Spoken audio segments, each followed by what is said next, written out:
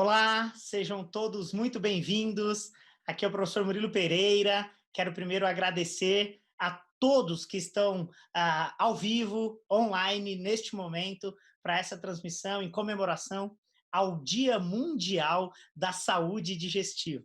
É com grande prazer que eu venho trazer esse assunto à tona para o maior número de pessoas que nós possamos chegar junto com essa transmissão para que esses sinais do trato gastrointestinal sejam percebidos pelas pessoas e que isso possa auxiliar no manejo da alimentação para uma saúde sistêmica e não só digestiva.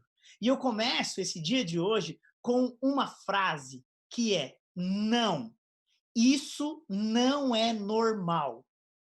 Não, não é normal dor no trato gastrointestinal. Não é normal queimação e pirose. Não é normal aerofagia. Não é normal sangue nas fezes. Isso tem que ser avaliado por diversos profissionais que vão lhe dar um olhar a partir desta sintomatologia clínica de dor gástrica, de dor intestinal, de estufamento, de distensão abdominal. Não, não é normal. Não é normal uma resistência à insulina alta. Não é normal ter dor e distensão abdominal todos os dias.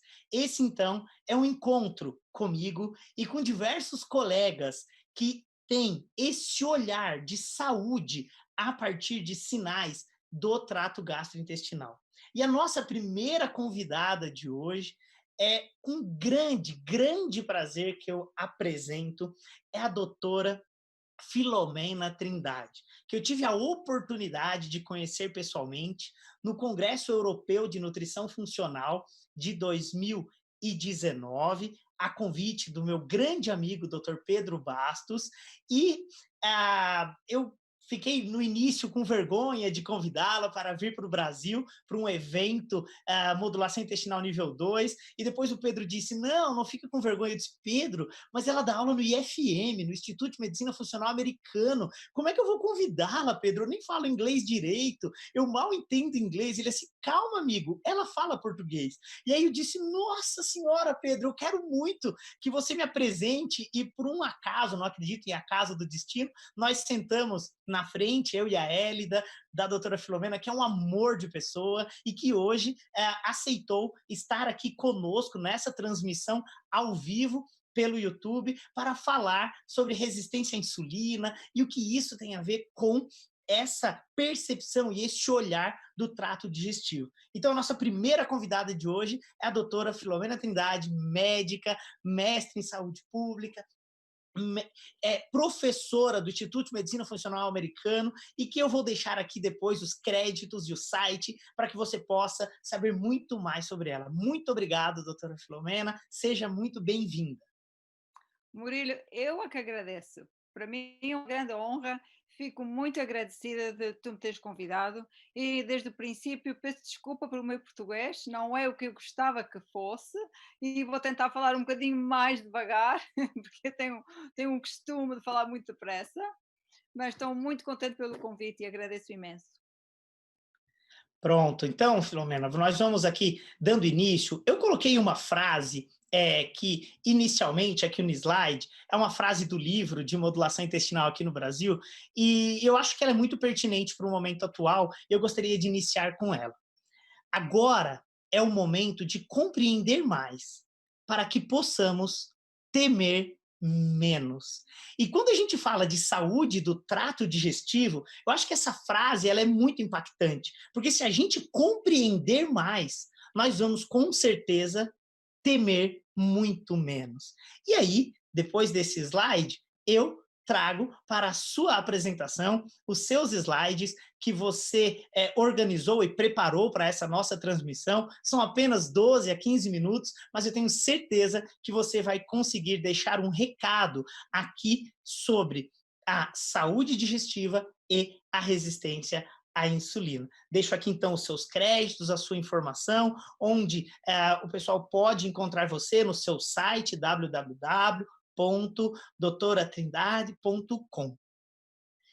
E agora eu passo para você a palavra para que você possa deixar esse recado para todos os brasileiros e já lhe adianto que nós sim compreendemos todo o seu português e o seu sotaque.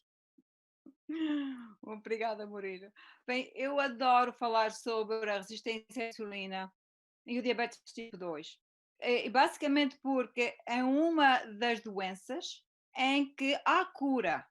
E quando eu falo com os meus pacientes sobre cura do diabetes tipo 2, em geral, eles ficam abismados. Como é que é possível? Então, não há cura, certo? Para a medicina tradicional, há o controle, mas não há cura. Mas a verdade é que há, com respeito ao diabetes tipo 2.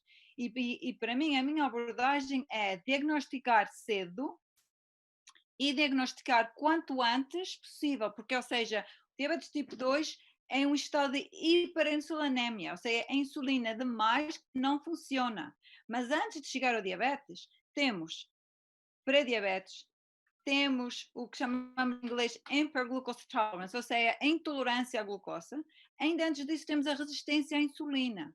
E agora, quanto mais cedo nós conseguimos diagnosticar, mais fácil é regressar ao normal. Eu tenho pacientes que eram diabéticos e ainda mais, eram diabéticos não controlados por anos e anos, com a hemoglobina A1C muito elevada, de 10 ou 12, que vem ter o meu consultório e eu ao princípio não sabia se era possível ou não regressar ao normal. Mas agora já tenho essa experiência, eu sei que é possível. Tenho pacientes que agora já não são diabéticos, por Olha, todos os casos, só que perante a medicina tradicional dizem que são um diabético tipo 2 controlado. Mas se a hemoglobina A1C está a 5.0 ou 5.1 e a glicemia em jejum está em 75, 76, é controlado. Não é? Tem que ter cuidado e possivelmente tem que ter cuidado para o resto da sua vida, mas é controlado. E então, eu em 2012 formei esta lista de que quais são as causas, não é, do diabetes tipo 2. Hoje vamos a falar mais do intestino, não é? Das mudanças no microbioma intestinal que podem causar diabetes tipo 2. Mas há muitas outras causas e muitas delas são interrelacionadas. Não é? Porque, por exemplo, podemos ter uma toxina que causa danos à célula pancreática beta, ou que também causa um aumento da permeabilidade intestinal, que vem a ser a causa da resistência à insulina. E cada vez sabemos mais sobre os danos à célula pancreática beta. Depois vamos falar mais um bocadinho sobre isso.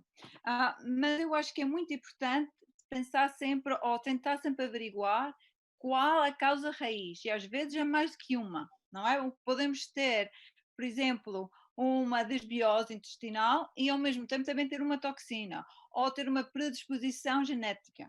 E então as coisas acontecem assim, não, às vezes não são assim tão claras, mas a gente consegue chegar lá. Podes-me passar ao seguinte slide, por favor? só um detalhe, doutora Filomena, é que esse ano o Dia Mundial da Saúde Digestiva tem como tópico principal o microbioma. Então, quando eu vi o seu slide, que eu vi ali a disbiose, o leaky gut e a microbiota, traz muita felicidade, porque a gente está aqui, teoricamente, fora da caixinha, falando de intestino, e iniciando uma outra caixinha que é a resistência à insulina. Então, eu fico muito feliz quando eu vejo uma abordagem sua, né, para essa temática e fico lisonjeado com essa citação meu de 2012, né? Nós estamos em 2020 e algumas pessoas ainda dizem que não existe relação entre intestino e resistência à insulina.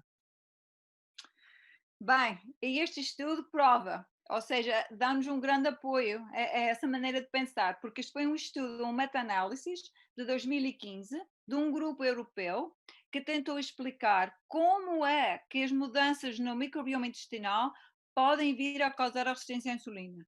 Porque até esse tempo havia muitos papers, havia muitas publicações, mas não havia assim um consenso de quais são as maneiras com mais apoio, ou seja, apoio científico. Então, neste estudo demonstraram que há basicamente três, há mais maneiras, mas as três com mais ciência, ou seja, com mais apoio científico em primeiro lugar, é o lipopolissacarídeo, ou LPS. As bactérias que são gram-negativas, todas têm o LPS, não há membrana, porque eles não têm membranas, eles têm paredes celulares, não o cell wall. Então, normalmente quando a bactéria morre, o LPS é liberado. E, em geral, muitas vezes não é assim problema, porque nós conseguimos digeri-lo e eliminar. Mas, numa dieta, especialmente a dieta típica americana, que é muito alta em gordura, e uma gordura que não é saudável, não é as gorduras hidrogenadas, o que acontece é que o corpo não consegue metabolizar o LPS. Então, o LPS é altamente inflamatório, ataca, ou seja, une-se ao Toll-like receptor 4 e aí causa uma inflamação que pode levar à resistência à insulina. A segunda maneira é que normalmente, quando temos uma microbiota robusta e saudável, e nós ingerimos suficientes fibras, especialmente a fibra solúvel, a nossa microbiota converte-os, ou seja, produz das fibras os ácidos gordos da cadeia curta, principalmente o butarato. O butarato é extremamente importante porque ou seja, o alimento para as células do cólon. E além disso, ajuda muito a manter a saúde a saúde Saúde, da microbiota e a mucin layer, ou seja, a mucina, não é? Que protege a microbiota. Mas quando não ingerimos suficiente fibra, especialmente pelo menos 35 gramas por dia, e especialmente a fibra solúvel, não conseguimos, ou seja, a microbiota não pode produzir os ácidos gordos. Então isso aumenta a inflamação e pode causar a resistência à insulina. A terceira maneira é que a nossa microbiota intestinal normalmente muda os bilis, ou os bile acids, ou seja, torna-os desconjugados ou inconjugados, unconjugated. Mas se não temos uma microbiota saudável, não o podemos fazer. E os bilis, ou seja, os primários ácidos bile acids, vou dizer em inglês, primários. Ácidos biliares primários. Ácidos biliares, obrigado. São altamente inflamatórios. Então aí tem as 3 maneiras mais comuns. Mas ainda uma outra maneira que eu considero também muito importante, que também afeta a microbiota intestinal, do qual não falaram muito neste estudo. Podes-me passar à seguinte slide, faz favor? Isso é o trabalho da doutora Bárbara Corky. Então, a doutora Bárbara Corky e o seu laboratório, toda a sua vida tem sido a estudar o que é que acontece com relação à insulina e ao diabetes. Em 2011, ela ganhou a maior honra em qualquer investigador do diabetes, que é o Banting Award, em nome do Dr. Banting, que contribuiu muito para estabelecer o grupo, ou seja, o American Diabetes Association, que é a Associação de Diabéticos nos Estados Unidos.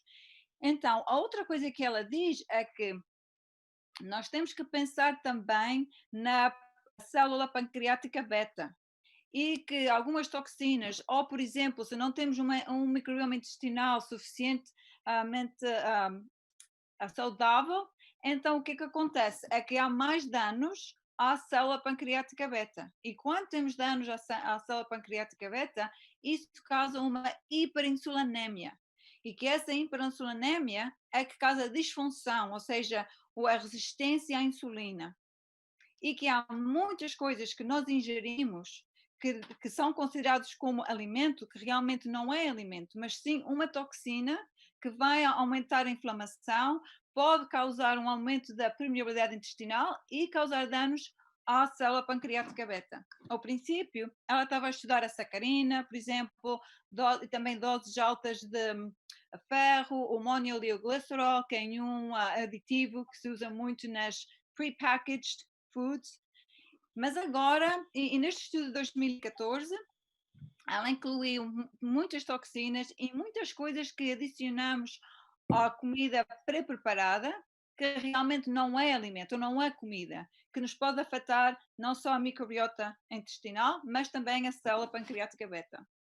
Nossa, Filomena, muito, muito obrigado. Eu estou aqui realmente feliz de ouvir de você, né, que é a referência, que é para todos nós, uma referência mundial, posso dizer assim, né, pelo fato de estar dentro do IFM, por ser palestrante em diversos congressos no mundo, e saber que nós estamos em acho que energia que envolve, que é semelhante, de termos e conceitos.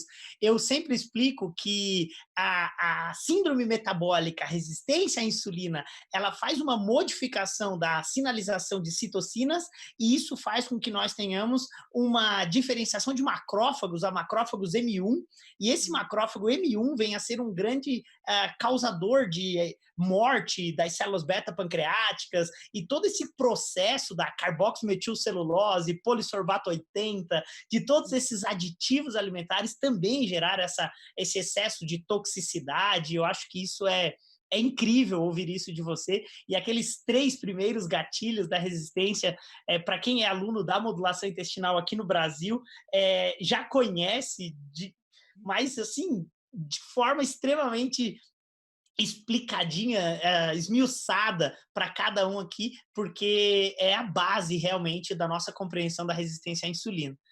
Filomena, nosso tempo aqui são 12 convidados, eu quero lhe agradecer muito, gostaria que se você pudesse deixar uma mensagem final para todos que estão nos assistindo, e eu já peço para aqueles que estão assistindo que sigam você no Instagram e que você estará no Brasil conosco em outubro para o Modulação Intestinal nível 2.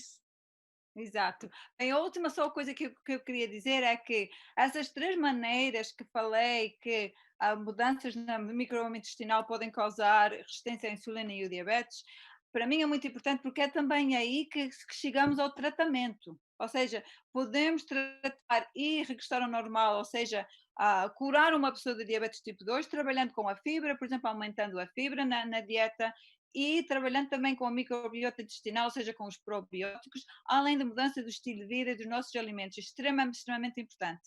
E agora, Murilo, foi um grande prazer estar contigo e eu aprecio muito, muito o teu convite e estou muito contente de ir te visitar em outubro e agradeço também o convite para isso e tudo o melhor para ti e obrigado por estás a fazer isto. Eu acho muito, muito importante. Amém, eu que agradeço também. A ideia aqui é levar a informação sem conflito de interesse, sem que tenhamos que pegar e-mail de ninguém. A ideia é levar a informação de qualidade e comemorar esse Dia da Saúde Digestiva. Exato. Muito obrigada. Beijinho. Obrigado, obrigado.